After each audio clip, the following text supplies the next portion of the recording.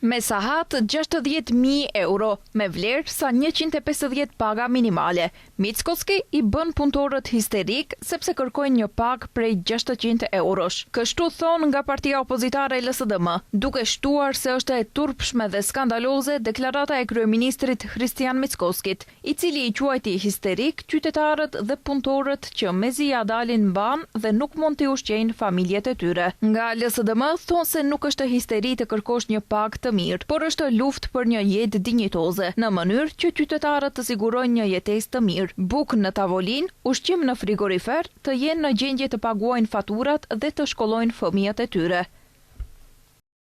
Ai është arrogant ndaj punëtorëve dhe thotë se nesër do të kërkojnë 800 euro. Për shkak të rritjes së çmimeve, edhe ata do të jenë të pakët. Nuk është histeri të kërkosh 600 euro për rrogë, është luftë për jetën.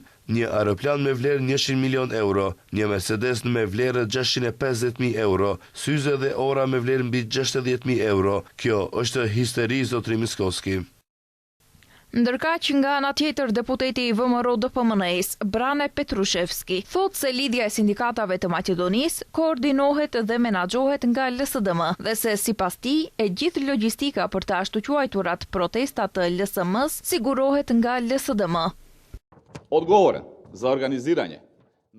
Kemi marrë dokumente nga denoncuesit që tregojnë se kush janë njerëzit përgjegjës për organizimin e logjistikës për protestat. Ky është ai dokument. Personi përgjegjës për organizimin e njerëzve dhe transportit nga Strumica dhe rajoni Strumicës është Branko Georgiev, ish funksionar në Strumicë gjatë epokës së LSDM-s.